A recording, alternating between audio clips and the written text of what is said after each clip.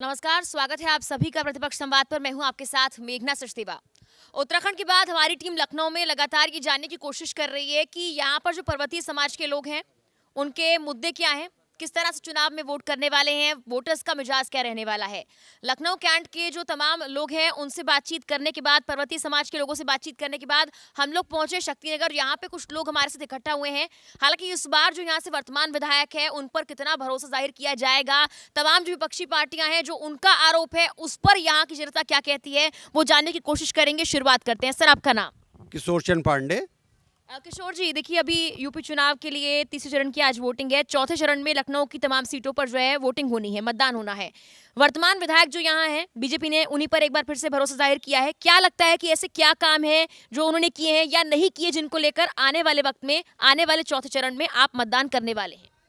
देखिए, सबसे पहले तो ये है कि वो मृदुभाषी हैं, सरल स्वभाव वाले हैं, अपने कार्यकर्ताओं का बहुत ध्यान रखते हैं और आगे भी जो उन्होंने जो 5 साल अपने किए हैं उसमें काफ़ी अच्छे काम किए हैं। यहाँ का विकास किया है, सड़कें दी हैं और कॉलोनियों को सुधारा है।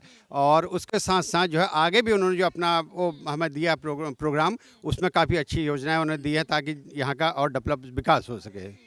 तो लगता है कि इस बार भी उन्हीं को मौका देंगे, विकास कर पाएंगे? मौका देंगे नहीं, पूर्णतः मौका मिलेगा उनको और फिर से वो हमारी सरकार उनकी बनेगी और वो कैबिनेट में फिर से उनको लेंगे या आगे और हो सकता है उनका जो है हो जाए। तो इसलिए उन्हीं पर भरोसा है और इसीलिए हम लोग यहाँ पे इकट्ठा भी हैं और उनका चुनाव प्रचार बहुत जोरों पे चल रहा है। तो एक तरफ जहां पर लखनऊ कैंट से ब्रजेश पाठक को उतारा गया चुनावी मैदान में, वहीं आशुतोष टंडन भी किस तरह से परफॉर्म कर रहे हैं वो भी जानने की हम कोशिश कर रहे हैं।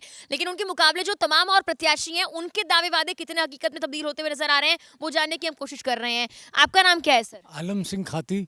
आलम जी, आपने बहुत बार वोट किया होगा, तमाम मुद्दे आपने देखे होंगे, राजधानी में क्या कुछ हो रहा है वो भी आप काफी बार देख चुके होंगे और अनुभव बहुत कुछ कहता है। तो आपके अनुभव से क्या लगता है कि इस बार के चुनाव में कौन से मुद्दे हैं जो रिपीट होंगे, जिन पर काम नहीं हो पाया है, या फिर जिन मुद्दों पर वाकई अच्छे से बीजेपी ने काम किया है और विपक्षी पार्टियां नहीं कर पाई? ऐसा है कि मैं यहाँ पर जो बीजेपी का जो विधायक हैं ये सभी यहाँ पर आते रहते हैं और यहाँ के जो समस्याएं हैं वो हमारे जो यहाँ कारपोरेटर साहब हैं अवस्थी जी, उनके द्वारा हम लोग उनके तक पहुँचाते हैं और सभी यहाँ से समस्याएं जो समय समय पर होती रहती हैं उनको उनके सामने रखते रहते हैं और वो लगभग पूरी होती जाती हैं।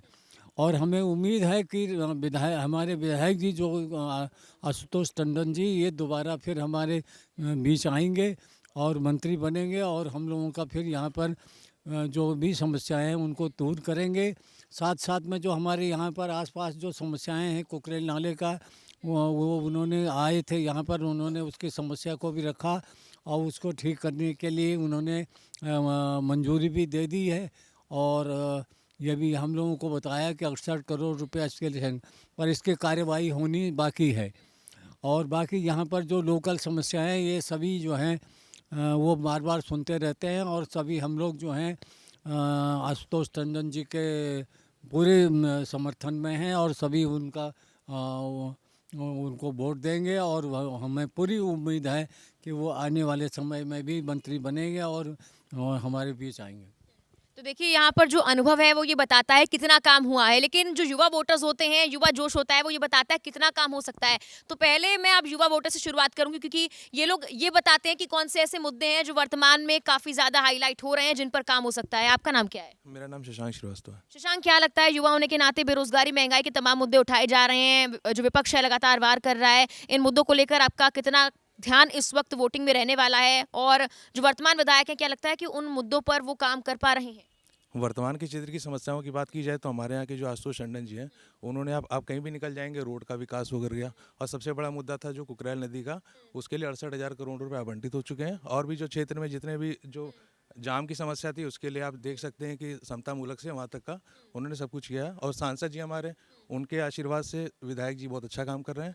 प्रदेश में महंगाई की बात की जाए तो डिफेंस एक्सपो लग रहा है और PM स्वनिधि योजना के तहत जो हमारे प्रदेश के लिए MSME है, पूरे देश के लिए उसका इम्पोर्टेंट होना बहुत जरूरी है, तो उसको पूरा ध्यान दिया गया केंद्र नेतृत्व से लेकर के और प्रदेश नेतृत्व से लेकर के। और जो युवाओं की ज़्यादातर है कि उत्तर प्रदेश में भाजपा की सरकार क्यों जरूरी है, क्योंकि इससे केंद्र की सरकार मजबूत होगी, राज्यसभा में सीटों का इसमें पूर्ण निर्धारण होता है। अगर भाजपा की सरकार आएगी तो जनसंख्या कानून और जो यूनिफॉर्म सिविल कोड के मुद्दे हैं ये सब आएगी और जनता इसके लेके पूरा एक तरफा वोट करेगी भाजपा। इनका कहना है कि एक तरफा वोट जाएगा। देखिए, ध्रुवीकरण की राजनीति और तमाम आरोप प्रत्यारोप में अगर कोई फर्क कर पाता है सही तरीके से तो वो युवा ही होते हैं। कुछ और युवा मौजूद हैं, उनसे जानते हैं। आपका नाम क्या है? अमन नाम है मेरा। अमन, क्या लगता है कि समाजवादी पार्टी, कांग्रेस और तमाम विपक्षी पार्टियां बहुत सारे आरोप लगा रही हैं, खासकर राम के नाम को जो लेकर कहा जा रहा है कि राजनीति की जा रही है, उस पर बहुत बड़ा आरोप बीजेपी पर लग रहा है। तो आपको लगता है कि वाकई इस नाम को लेकर राजनीति की जा रही है, लोगों की आस्था के साथ खिलवाड़ किया जा रहा है वाकई, या फिर आस्था और विश्वास के साथ बीजेपी आगे बढ़ रही है? हमको लगता है कि आस्था और विश्वास के साथ बीजेपी आगे बढ़ी है। ये सब मतलब झूठे इल्ज़ाम लगाए जा रहे हैं बीजेपी पे, और हमें लगता है कि पूर्ण भरोसा बीजेपी जीतेगी इस बार। तो कौन कौन से मुद्दे स्पेसिफिकली रहने वाले हैं जिनको लेकर इस बार आप वोट करने वाले हैं? हम तो इस बार वही जनसंख्या और ये जो मुफ्त राशन बटे हैं सबको गरीबों को दिए गए हैं, इस पे हम वोट देंगे। चलिए ठीक है, कुछ और लोग वहाँ मौजूद हैं, फिर से एक बार वहीं का रुख करते हैं और जानते हैं कि वहाँ के लोग क्या कुछ कहते हैं। सर, आपका नाम क्या है? मैं मनोज अवस्थी यहाँ से भारतीय जनता पार्टी से पार्षद हूँ। सर, आप भारतीय जनता पार्टी से पार्षद हैं तो आप जानते होंगे क्या उपलब्धियां रही हैं, तो एक बार जरा उपलब्धियां गिनवा दीजिए, जनता जाने कि आखिर क्या काम किया है यहाँ के विधायक ने। सबसे बड़ी बात तो मैं अपने पहले क्षेत्र की ही बात करना चाहता हूँ, क्योंकि जहाँ पे इस वक्त आप हैं यहाँ पे सबसे बड़ी समस्या जल भराव को लेके है, जो अभी हाल ही में आप लोगों को भी जानकारी होगी, जैसा कि यहाँ पे सब लोगों ने बताया है कि ये कुकरैल नदी के नाम से पहले थी। आज की डेट में इसको सब लोग कुकरैल नाले के नाम की उपाधि देते हैं। हमारे क्षेत्र के लिए सबसे बड़ा माइनस चीज़ ये है कि हम लोग यहाँ पे रहते हैं तो आदमी पूछता कहाँ पे रहते हो आप, तो बताते हैं कुकरैल नाले के पास। ऐसा नहीं है, क्योंकि हम लोगों ने, यहाँ की क्षेत्रीय जनता ने, या जो भी कह लीजिए आप, जो पिछली गवर्नमेंटें आई उन्होंने इस चीज़ पर ध्यान नहीं दिया। यहाँ के पूरे क्षेत्र के, पूरे इंदिरा नगर का जो पूरा कन्वेंशन सेंटर और जो कलेवा लेवा का तरफ का एरिया है, पूरा सारा पानी जो हमारे क्षेत्र में ही आता है और हमारे क्षेत्र में आने के बाद फिर ये कुकरैल नदी में जाता है। तो उसकी वजह से ये नदी जो है बहुत ज़्यादा गंदी हो गई और प्रदूषित हो गई है। तो हम लोगों ने और विधायक जी ने खुद इस क्षेत्र का निराकरण करने के बाद सबसे बड़ी समस्या इसको पकड़ी, तो उस पर काम किया है। तो अभी हाल ही में इसका हो गया शिलान्यास और काम शुरू भी हो गया है। रिंग रोड पे आप कल्याण अपार्टमेंट के बगल में ह्यूम पाइपें पड़ी हैं, काम शुरू हो गया है। तो ये हमारे क्षेत्र के लिए सबसे बड़ी उपलब्धि ये होगी कि ये जो है रिवर फ्रंट जो गोमती नदी है, जिस तरह उसका उद्यानीकरण हो चुका है, पार्क बढ़िया बन गए उस पर, उस तरह की जब ये नदी कुकरैल नदी में परिवर्तित हो जाएगी तो हमारे क्षेत्र के लिए सबसे बड़ी उपलब्धि होगी। इस क्षेत्र का सबसे बड़ा पार्क एक दिन ये खड़ा होकर दिखाई पड़ेगा और इस क्षेत्र को सबसे ज़्यादा लाभ उसी चीज़ से मिलेगा। हमारे क्षेत्र की सबसे बड़ी समस्या यही है कि सिर्फ जल भराव। जी चलिए, देखिए, तमाम जो समस्याएं हैं उनको दूर करने का दावा यहाँ पर खुद बीजेपी के जो पार्षद हैं वो करते हैं। कुछ और लोग मौजूद हैं। कानून व्यवस्था को लेकर तमाम तरह के आरोप बीजेपी पर लगाए जा रहे हैं। खासकर कहा जा रहा है कि प्रदेश में कानून व्यवस्था है वो अच्छी नहीं हो रही है। ये समाजवादी पार्टी, कांग्रेस और जो विपक्षी पार्टियां हैं वो लगातार कहती हुई नजर आ रही है। कानून व्यवस्था को लेकर आपकी राय क्या है? कानून व्यवस्था बहुत ही अच्छी है और लगता है कि बीजेपी इस बार कानून व्यवस्था के बलबूते आगे बढ़ सकती है? क्यों नहीं बढ़ेगी, बढ़ेगी बढ़ेगी। तो चलिए ठीक है, इनका कहना है कि कानून व्यवस्था भी काफ़ी अच्छी हो रही है और लोगों से भी कानून व्यवस्था को लेकर हम लोग सवाल पूछ लेते हैं। सर, देखिए, अभी महिलाओं को लेकर काफ़ी बार कहा गया, भले योगी सरकार ये दावे करती है कि महिलाएं अब सुरक्षित घर से बाहर शाम को निकल पाती हैं और कोई दिक्कत नहीं होती। क्या आपकी घर की बेटियां वाकई सुरक्षित घर से बाहर निकल पाती हैं? योगी सरकार ने कानून व्यवस्था को मजबूत किया है? जी, मेरा नाम राजन कौर श्रीवास्तव है, मैं बूथ अध्यक्ष हूँ। ये योगी सरकार ने बहुत बढ़िया काम किया है कि जो महिलाएं रात में नहीं निकल पाती थी, अब बेखुद निकलती हैं। लेकिन समाजवादी पार्टी तमाम तरह के आरोप लगाती, कहती नहीं नहीं कानून व्यवस्था अच्छी नहीं है। समाजवादी पार्टी में ये हुआ है कि अक्सर बलात्कार हुए हैं और पार्टी ये चाहती है कि बीजेपी पार्टी को बदनाम करे। आप भी क्या इस बात से इत्तेफाक रखते हैं? जो समाजवादी पार्टी जो है उसके प्रत्याशी भी यहाँ पर इस बार कंपटीशन दे रहे हैं, पहले भी दिया था, हालांकि आशुतोष टंडन ने उन्हें अच्छे मतों से हराया था। क्या लगता है समाजवादी पार्टी जो कह रही है उसमें सच्चाई है या हकीकत कुछ और है? नहीं, हकीकत ये बहुत अच्छी है कि ये यहाँ महिलाएं जो है बहुत बेखौफ निकलती हैं। रात बिरात आप सड़क फजावा रोड पे अगर आप कोई भी महिला रात के 2 बजे भी आवे और घर आना चाहे तो बड़े इत्मीनान से आ सकती है। कोई इसको डर नहीं है कि कहीं हमारा कुछ लूट हो जाएगा या वहाँ कोई पर्स छीनने लगेगा, कहीं ना कुछ नहीं है। और कानून व्यवस्था बहुत अच्छी है यहाँ की और इसीलिए हम लोग योगी जी को मतलब सपोर्ट कर रहे हैं और यहाँ के आशुतोष टंडन जी को ही सपोर्ट करेंगे। ठीक है, आशुतोष टंडन जी को काफी सपोर्ट यहाँ पर लखनऊ पूर्व में मिलता हुआ नजर आ रहा है। लखनऊ यानी कि प्रदेश की राजधानी, और प्रदेश की राजधानी कोरोना से काफी ज्यादा प्रभावित रही है। हमने देखा है कि यहाँ पर जो मरीजों की संख्या थी वो लगातार बढ़ती गई, और दूसरी लहर में बहुत से लोगों ने अपने को खो दिया, और इसका प्रभाव राजनीति पर पड़ता हुआ नजर आया। आरोप प्रत्यारोप की राजनीति शुरू हुई और अभी तक थमी नहीं है, बल्कि जब देखा जाए तो कोरोना की तीसरी लहर आने की आशंका जाहिर की जा रही थी। हालांकि अब वो थोड़ी थमती हुई नजर आ रही है, लेकिन उसके बावजूद भी कोरोना का मुद्दा एक बहुत अहम मुद्दा है। उस वक्त कौन सी पार्टी सक्रिय रही, किसने काम किया, इस पर लोगों के विचार जानते हैं। आपका नाम क्या है? मैं मनोज द्विवेदी। मनोज जी, क्या लगता है कि कोरोना काल के वक्त कौन सी पार्टी यहाँ पर ज्यादा सक्रिय रही, किस पार्टी ने काम किया, और बीजेपी को लेकर कोरोना काल से अगर आप रिलेट करते हैं तो क्या कहना चाहेंगे? कोरोना काल में भारतीय जनता पार्टी ने बहुत ही अच्छा कार्य किया। भारतीय जनता के पार्टी के प्रत्येक बॉडी के जो विधायक हों, मिनिस्टर थे, पार्षद थे, सब ने एक साथ कोऑर्डिनेट करके एक साथ मिलकर अपने एक एक आदमी से संपर्क करते हुए उनके साथ काम किया, उनका पूर्णतः सहयोग किया। किसी को कोरोना काल में किसी की प्रकार की दिक्कत हुई, स्वयं योगी जी ने खुद कमान संभाल रखी थी। आपने पहले कोरोना में देखा होगा, घर घर खाना पहुंचाना, किसी एक आदमी को उन्होंने टोल फ्री नंबर दे रखे थे। कोई भी ऐसी व्यवस्था नहीं थी जिससे अव्यवस्थित हो।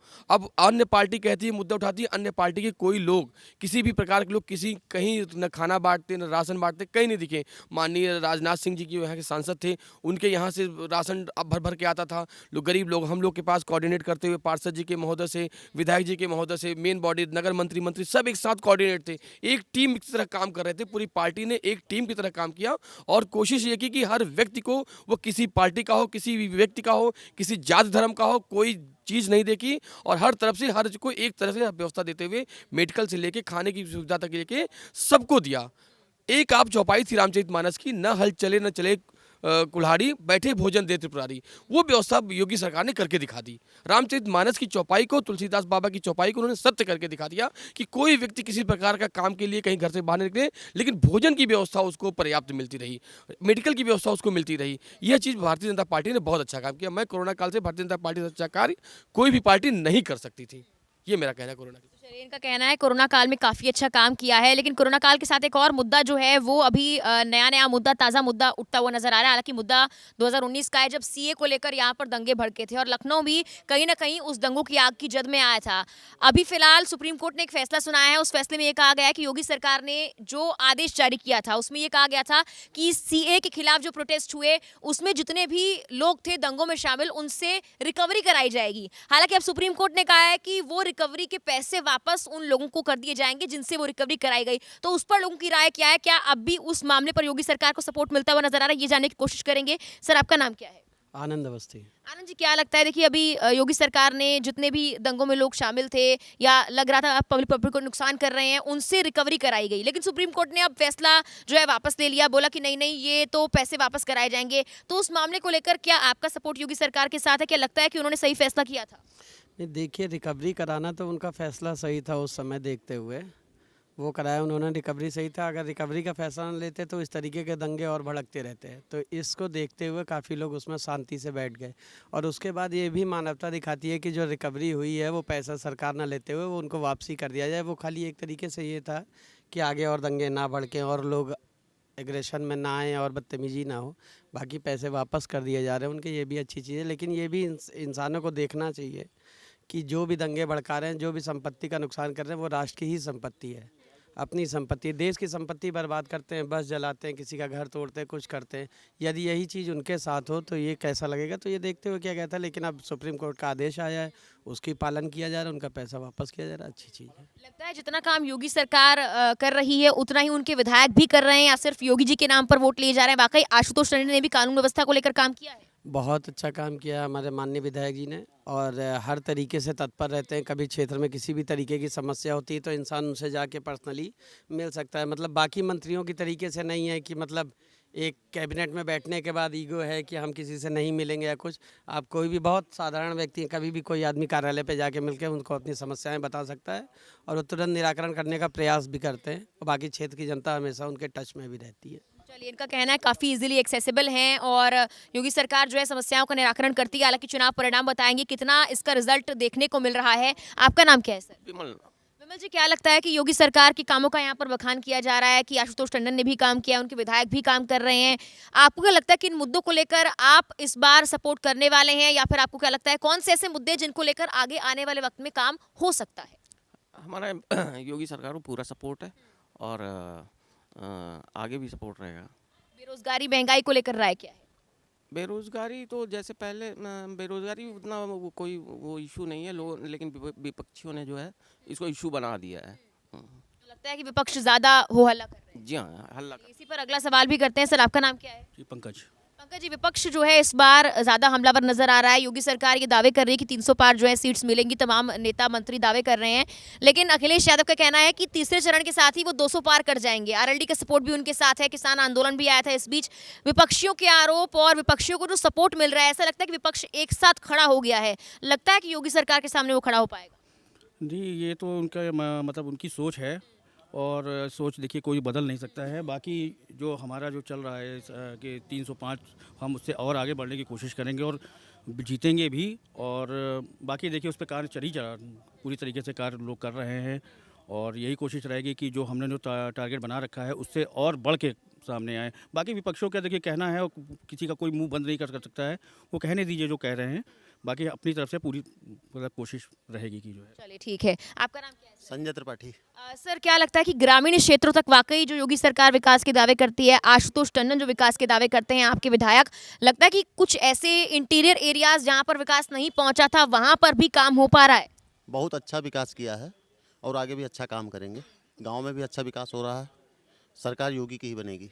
पूरा सपोर्ट है आपका? पूरा सपोर्ट है। चलिए ठीक है। कुछ महिलाएं भी यहाँ पर जुड़ गई हैं हमारे साथ, और देखिए महिलाओं का योगदान बहुत रहता है। इस बार कुछ विपक्षी पार्टियां भी इसी नारे के साथ चल रही हैं कि लड़की हूँ लड़ सकती हूँ, लेकिन भाजपा क्या वाकई उसे करके दिखा रही है? दूसरी पार्टियों की तरह नारे न देकर उसे अमल में ला रही है? ये जानने की कोशिश करते हैं। मैम, नाम क्या है आपका? इंदिरा पांडे। इंदिरा जी, क्या लगता है, देखिए आपने तो बहुत सारे चुनावों में वोट कर भी दिया होगा, महिलाओं के लिए क्या मुद्दे रहते हैं? क्योंकि महिलाओं को कहा जा रहा है कि भाई महंगाई की वजह से उनकी थाली जो है उसका स्वाद बिगड़ गया। नहीं नहीं नहीं, ऐसी कोई बात नहीं है। जो महंगाई है तो पैसा भी बढ़ रहा है, लोगों की काम भी बढ़ रहे हैं, ऐसा कुछ नहीं है। महिला सुरक्षा को लेकर क्या मानती हैं? जी इस समय तो सुरक्षित ही है। सुरक्षित है बिल्कुल? हाँ जी बिल्कुल। घर से बाहर निकल सकती हैं शाम? जी हाँ जी हाँ। चलिए ठीक है।